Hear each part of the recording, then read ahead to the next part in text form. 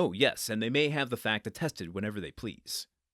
"So be it," said the Englishman, "but return to these registers. True, this story has diverted our attention from them. Excuse me."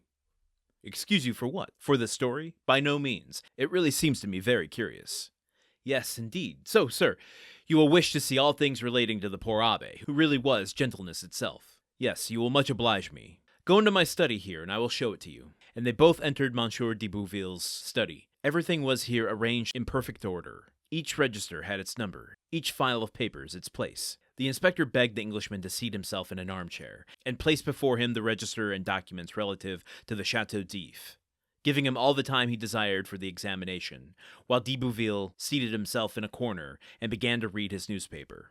The Englishman easily found the entries relative to the Abbé Faria, but it seemed that the history which the inspector had related interested him greatly, for after having perused the first documents he turned over the leaves until he reached the deposition respecting Edmond Dantès. There he found everything arranged in due order: the accusation, examination, Morrel's petition, Monsieur de Villefort's marginal notes. He folded up the accusation quietly, and put it as quietly in his pocket, read the examination, and saw the name of Noirtier was not mentioned in it.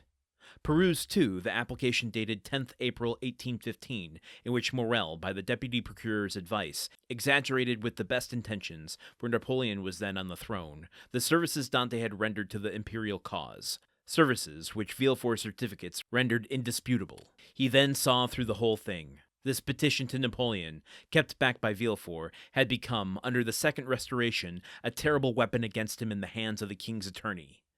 He was no longer astonished when he searched on to find in the register this note, placed in a bracket against his name. Okay, what a place to end. We don't know what the note is. The note comes in the final episode of this chapter. Sorry about that, folks.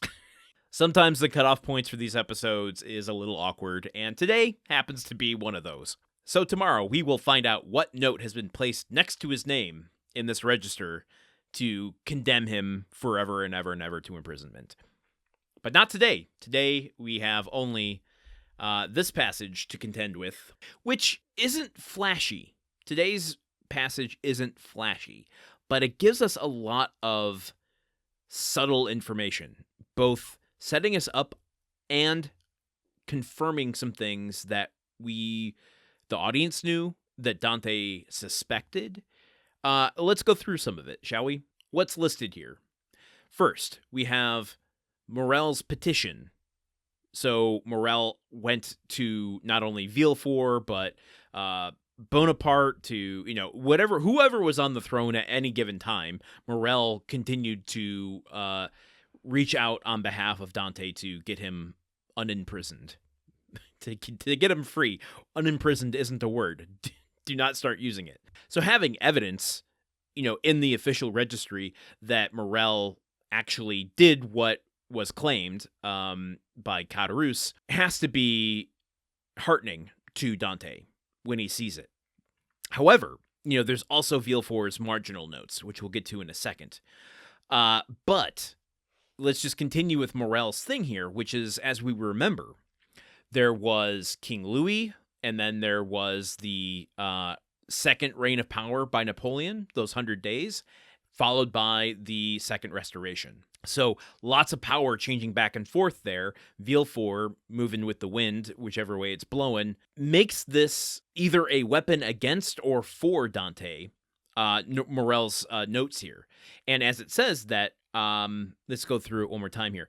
Morrel, by the deputy procurer's advice, exaggerated with the best of intentions, for Napoleon was then on the throne, that Dante had rendered to the imperial cause. So during those 100 days, there's a big push for Morrel, under advice, to say, we need to free Dante because he did what he could to reinstate Napoleon as emperor. However, when Napoleon falls, that very same note is used as irrefutable proof that Dante needs to be imprisoned forever. And this is all compiled and annotated by Villefort, which, as it says here, Dante is looking through all the details and sees that the name of Noirtier, which he has learned from Faria, is Villefort's father is not mentioned at all in this.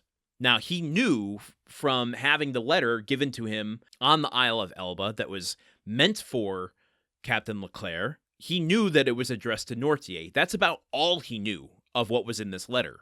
So to not see it here is proof that wrongdoings are afoot against him, no doubt by Villefort, which he knows, right? Because we talked about that when Faria was helping him realize who had done him harm. So this is just confirmation that Dante needs in order to throw it in the face of these folks. He's doing his due diligence. He's fact-checking before he goes through with murderous intent. Now, okay, I'm going to use this to transition into our penultimate episode Patreon talk, which is to say, I have been assuming vengeance and revenge means murder, and I don't think that's been completely unfounded. Dumas has planted that seed in our head, both with the thoughts of death, through Dante wanting to take his own life, through Fernand wanting to take Dante's life, then afraid of his own life, afraid for his own life if Dante were to get free. Like, the idea is there. That said, I don't know that that's actually what's on Dante's mind. And there have been great discussions going on in the Discord for this show, which you can join for free. The link is in today's show notes. It's in the show notes for every episode, where some listeners have asked who of these four men, Danglars, Fernand, Caderousse, and Villefort, deserve the biggest comeuppance, and what does that look like? And so I pose that question to all of you. I haven't read the story before. I'm just now learning it and have to check my assumptions at the door. So I find this fascinating. What does this confirmation mean for Dante's quest here? Is it cementing self-righteousness? Is it confirming to him their guilt and therefore allowing him to move forward with a certain amount of ethical and moral latitude? I'm not sure, and I'm excited to find out, which we will eventually and inevitably come to as we continue the show every single day. But there's only one way that I can make that really happen, which is through the support of listeners like you. If you want to help this show reach its 4-year mark, you can consider contributing to our Patreon over at patreon.com/gruntworkpod for as little as $1 per month. You can contribute as much per month as you want to, but for as little as $1 per month, and that's only 3 cents per episode, you can help us keep the mics plugged in, keep the show hosted, keep the show ad-free, artist-owned, and it's essential to keep the show going over the course of 4 years. You can also leave us a rating, a review over at Apple Podcasts, Spotify. You can subscribe and comment on YouTube. And I have a wager out there. As soon as I get 5 ratings and reviews, I'm going to release a new short story on the Patreon. We're up to 3 at this point. So if I get just 2 more, I'm going to release it.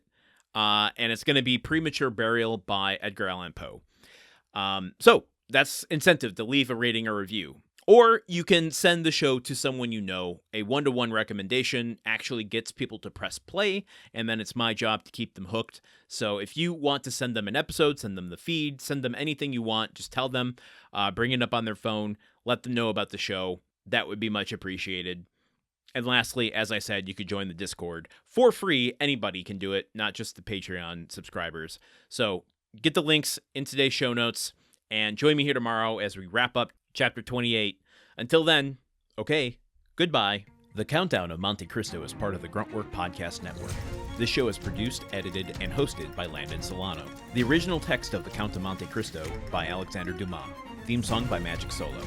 If you want to support the show and others like it, visit patreon.com/gruntworkpod. Thank you for listening. See you tomorrow.